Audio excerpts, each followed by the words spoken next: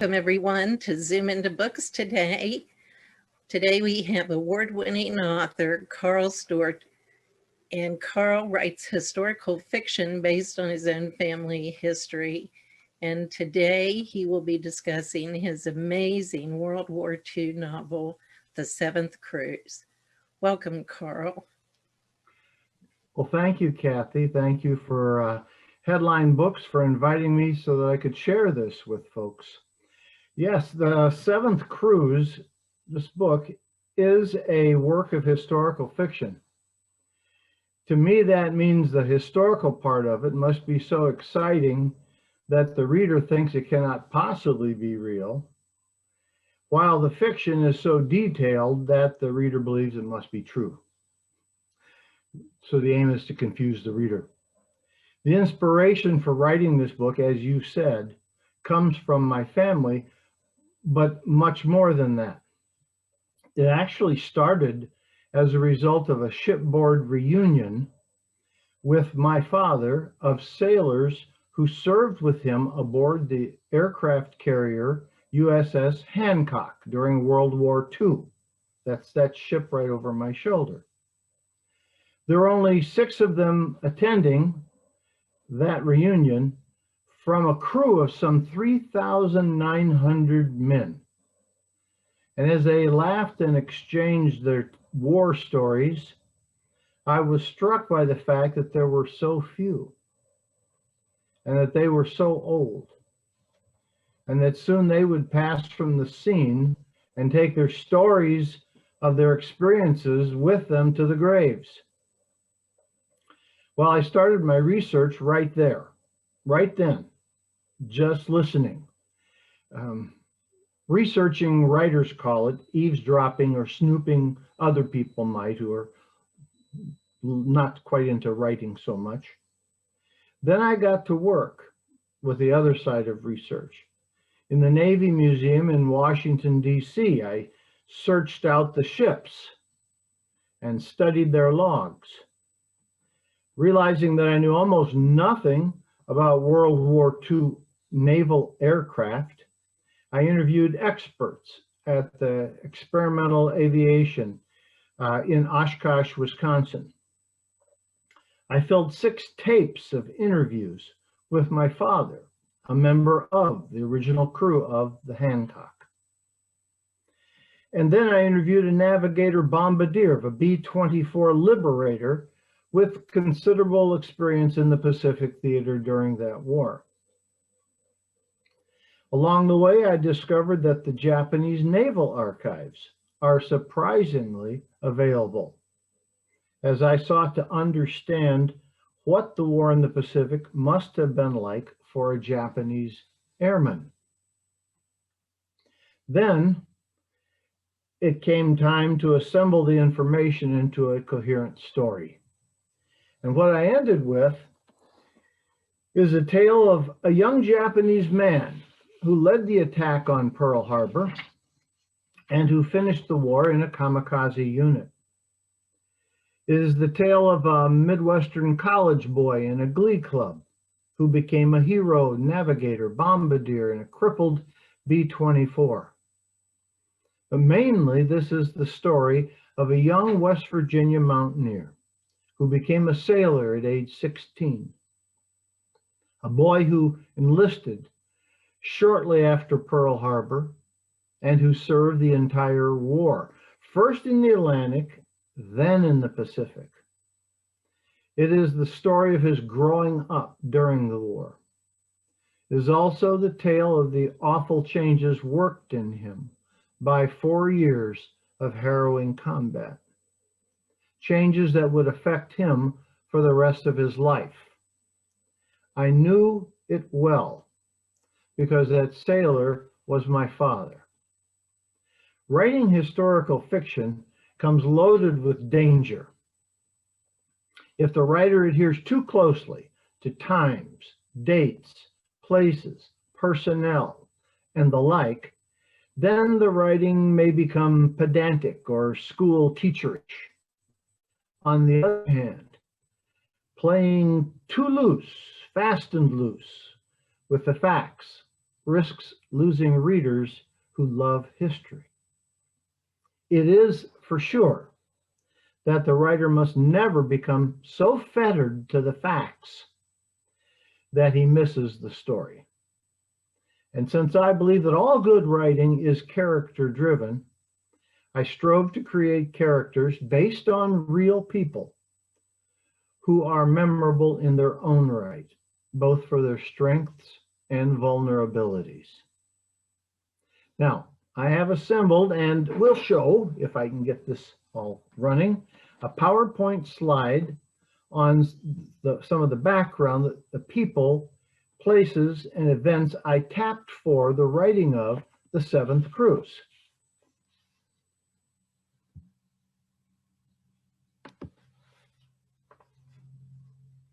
One second. And there. And this is the cover of the book, The Seventh Cruise. This cover pic actually encapsulates a critical day in the book. This Japanese Zero with the meatball was piloted not by a robot, but by a young Japanese man. The ship beneath, CV-19, is the Hancock. The lone bomber, B-24, flying in the background. That's the cover.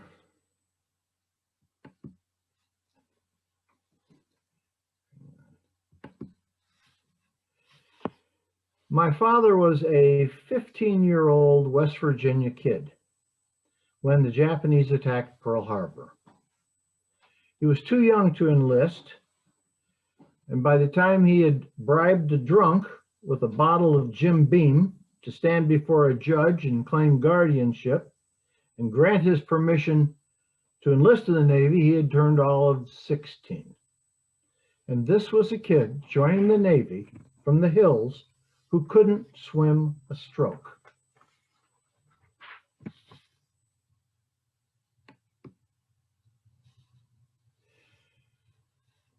In January of 1942, he turned 16, and following his training at Great Lakes Naval Training Station near Chicago on the Great Lakes, he found himself assigned to the heavy cruiser Augusta, the flagship of the American fleet in the Atlantic Ocean.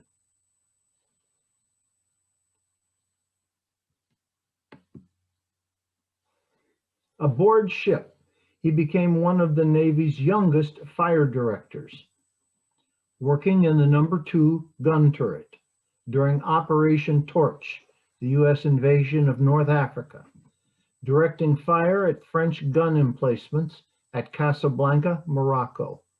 When I asked him what he had done there, his rather laconic reply was, "I threw some things at frogs." The flag on the front of the ship indicates this was the flagship. That means this would carry the admiral.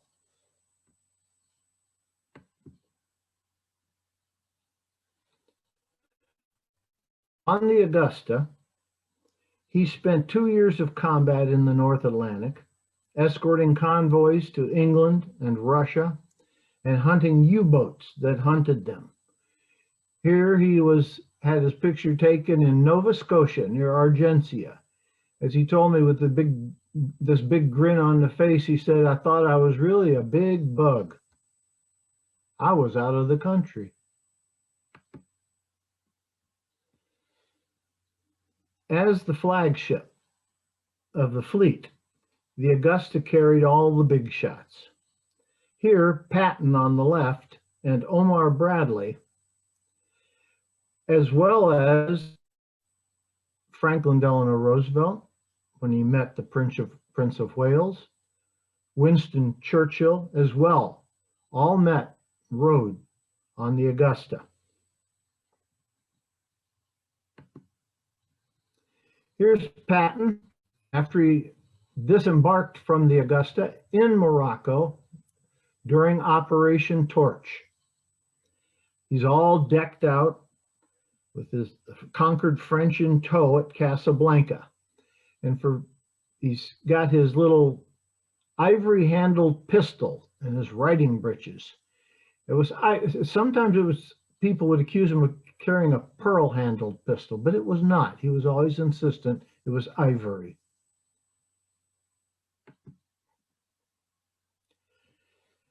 In 1943, my father was transferred to the newly built USS Hancock carrier, an Essex-class, new class, with size and speed to match, whereas the old carriers in the American fleet could maybe do 15 knots top and carried 15 planes.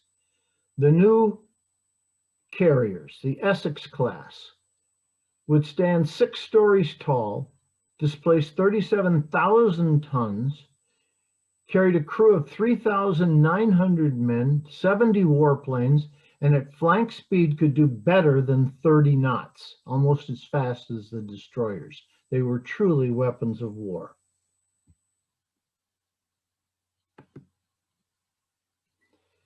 This is a picture also of the Hancock. It was designed to carry the war quickly across half the globe to Japan.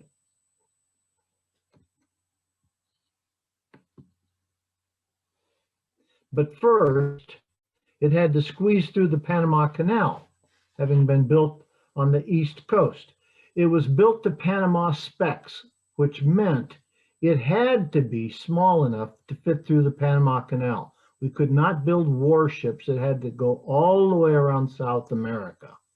So although the sides came within feet of brushing the sides of the canal, the sailors on the deck were really amused at being able to look over the sides and see this little railroad tug chugging along beneath them, moving the carrier through the locks.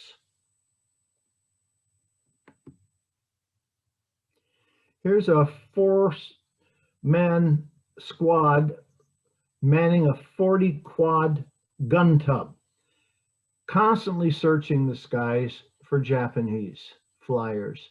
Later, this was early, right after its commission. Shortly thereafter, as the war progressed, these guns became radar controlled, so they were much more accurate.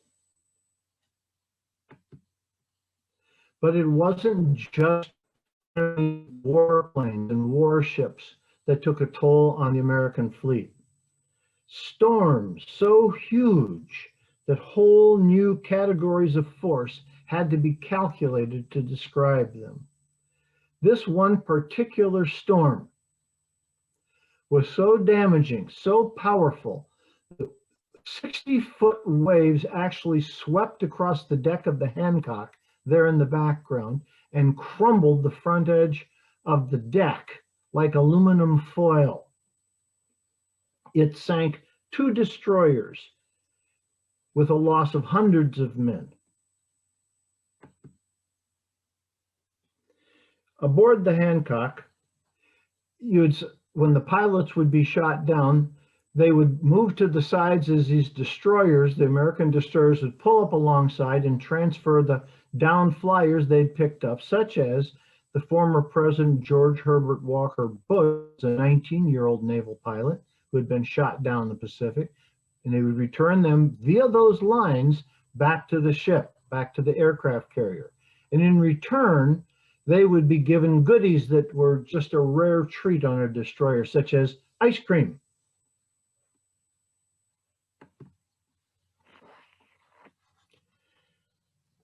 Okay, then, this is a picture of the Hancock too.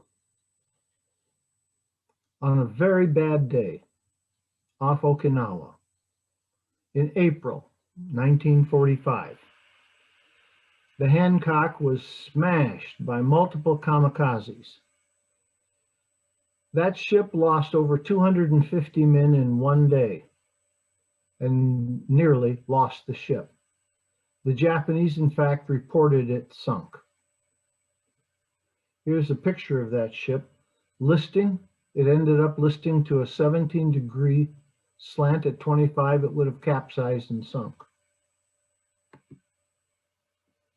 This is another picture of it, engulfed in smoke.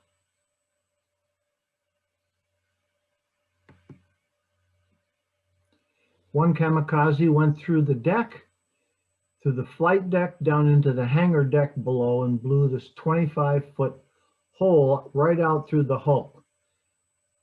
Dad said it was amazingly strange to walk through there and see the ocean right outside where there used to be just a wall of the ship, the hull.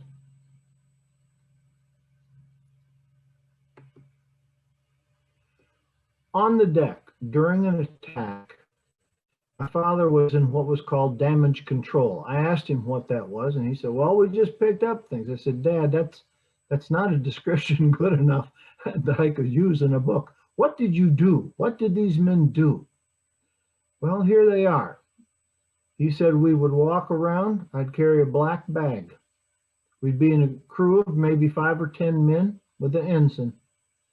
We'd find pieces, dog tags, a shoe, a foot, a hand. We'd gather enough pieces, we'd put it in the bag and call it a man. Then we'd start over again.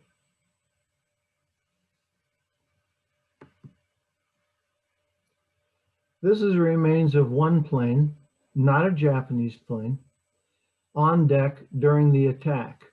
There was so much flaming debris on the deck that the captain had to take drastic measures. One thing he did was put the ship into a series of erratic course changes so that the force of the sudden swerves to starboard and port would actually cause the flaming debris on the ship to roll off into the ocean. Then he also transferred the aviation fuel, the avgas. In the middle of this fire, the ship was half on fire, from one side of the ship to the other to stop the listing. So he leveled the ship, cleared the decks of the debris. Engineers went up to the deck, patched up this hole in the deck with a sheet of steel, and within 4 hours of being reportedly sunk by the Japanese, the Hancock was back in the fight, receiving and launching more aircraft. Of course, there was the, as Dad would say, the butcher's bill. This is the following days. There's a Marine Honor Guard to the left and right, sailors in the background. There were over 250 men killed in those kamikaze attacks just on that particular day. These are the bodies being prepared for burial at sea.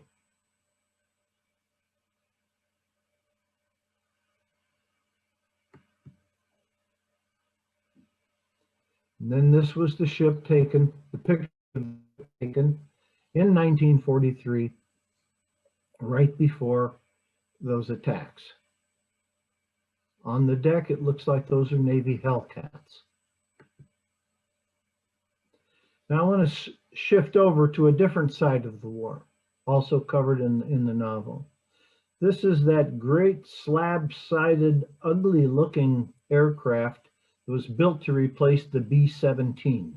This is the B-24, called the Liberator.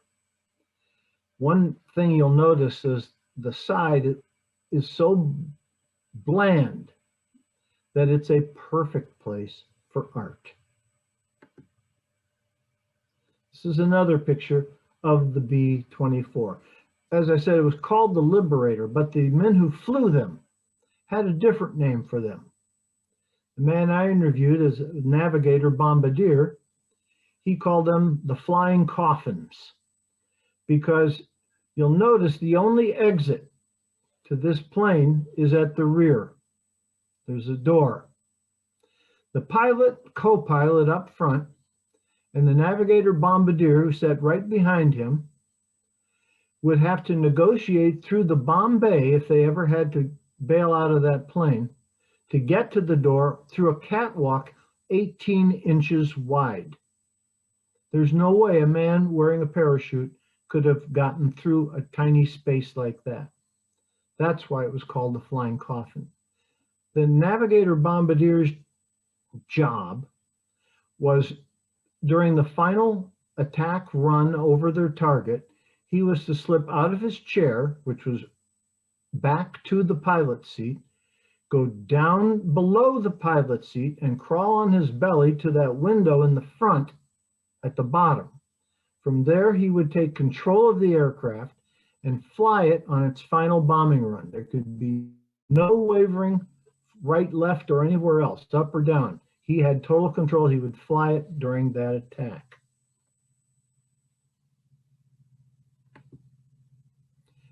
This is the actual plane, the B-24, of that young man I'd interviewed. His name is Walter John Chilson, and he's the second from the left in the back row. You see, they certainly weren't shy about painting the side of their B-24, the sweet routine, they called it. The young flyer, whose life I based my character on, returned home and led a successful life as a pioneering television broadcaster, and then as a state senator from Wisconsin. I only learned about his role in World War II when I was invited to his 90th birthday party, and somebody referred to it. This was him, a college boy from a small college in Wisconsin who ended up being that navigator. And this is the man I based the other character on. My father, in the book, renamed, rebuilt, redesigned as a character named Stu Carter. Here he's on leave in Hawaii following Japan's surrender. He was not so fortunate, though he too was a hero.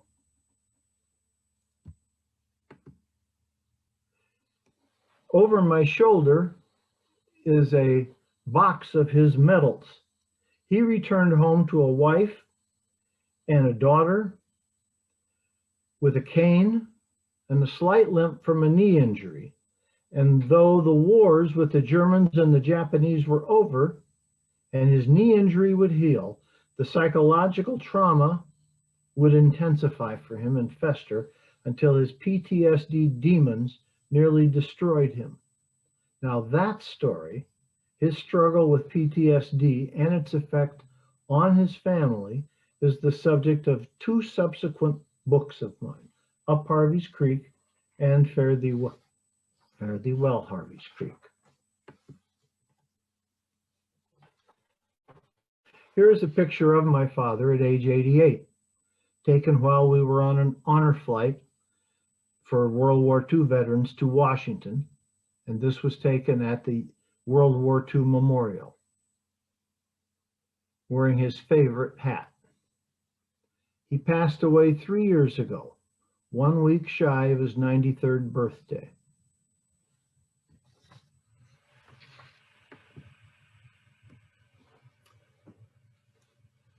Okay.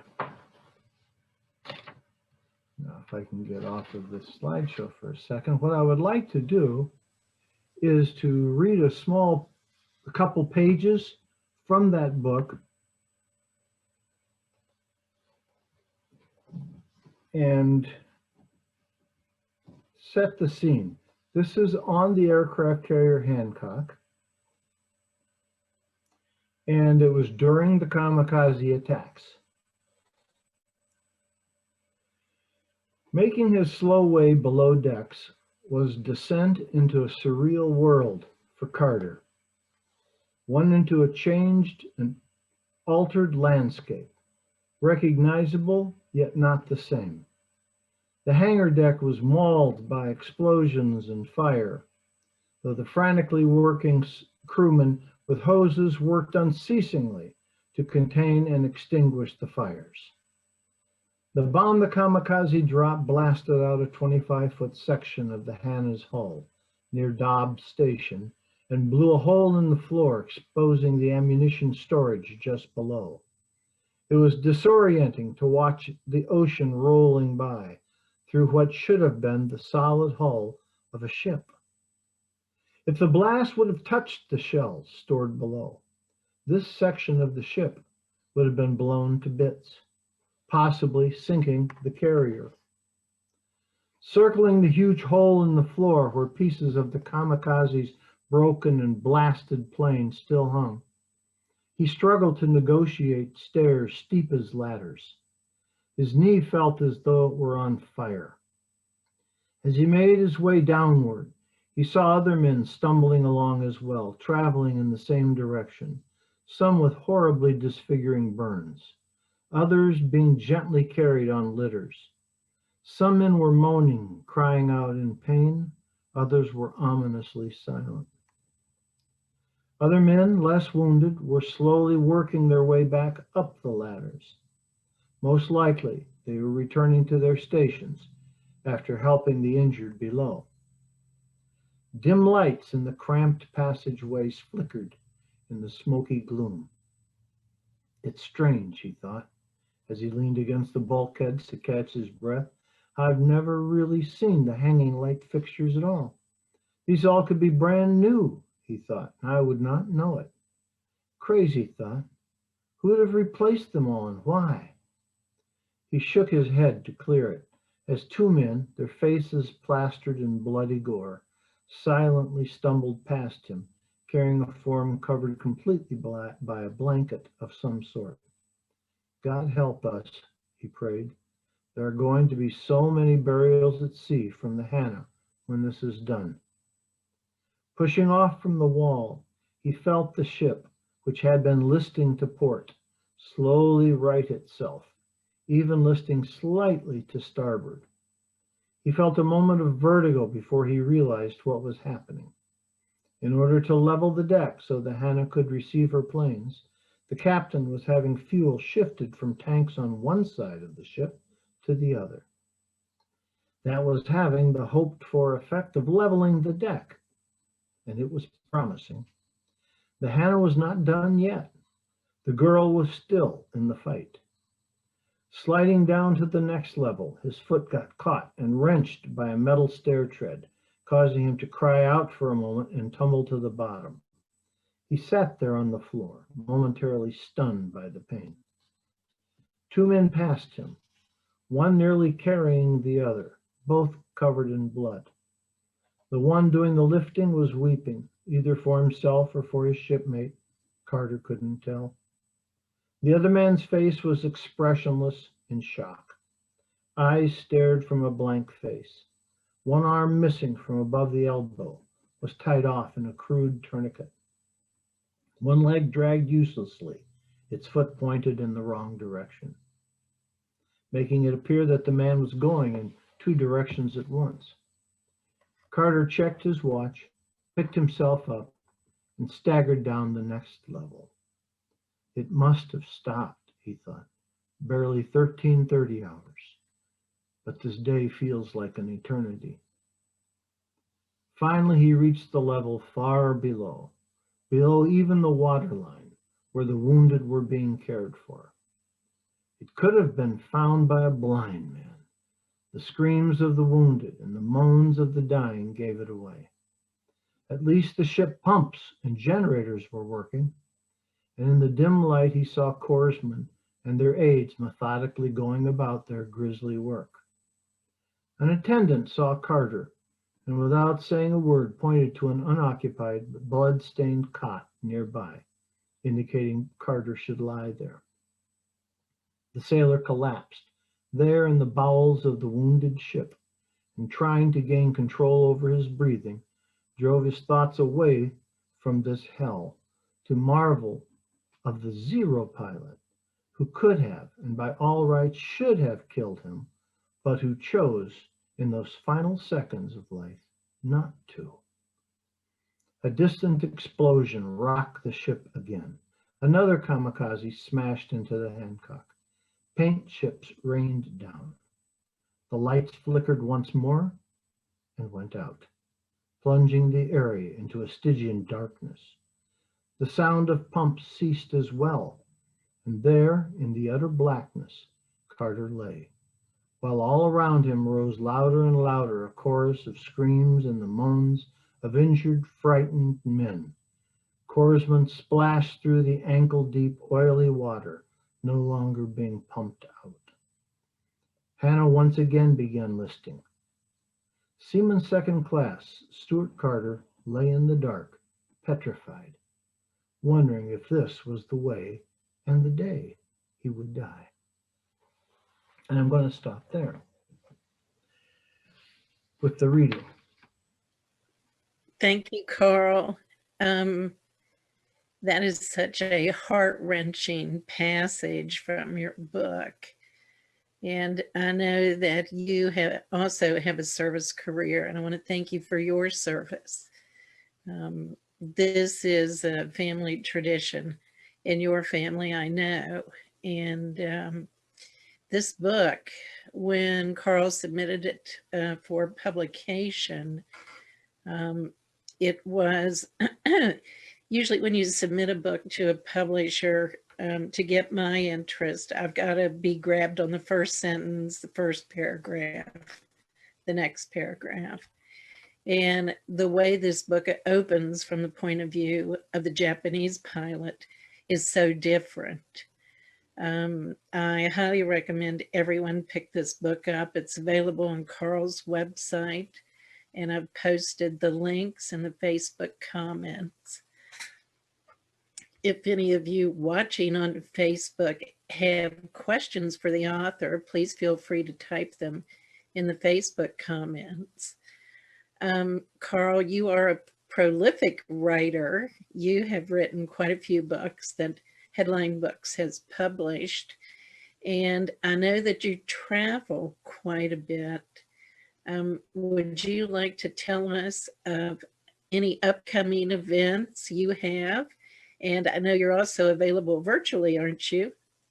Yes, I am. I am available virtually or in flesh, as far as that goes nowadays, as conditions permit. I do have a trip planned. I've been trying to plan it, to execute it, Kathy, for several years, and that was to go back to Morocco, to take my wife to Casablanca. My father had told me several times before he passed away, he wished, he had thought about taking my mother to Casablanca, but he never made it there. So I thought it would be a great experience to go there. So when things ease up a little bit, we are planning to go back there. And I do have an upcoming book I am working on right now, a project set in the 1960s dealing with Army Green Berets. So yeah, things are busy and we try to keep busy. I also write Westerns. I've written a set of Westerns, and matter of fact, the last book, headline book published for me was a Western named Kiamichi. That's right. And I do appearances at rodeos. As a matter of fact, I find rodeo people absolutely fascinating people and a lot of fun to be around. So if you're interested in that, you can contact me there too for Westerns. I have a website, karlstewart.net. If you wish to order a book directly from me, a signed copy, you can contact me there. Otherwise, through Headline Books or Amazon, that'll work as well.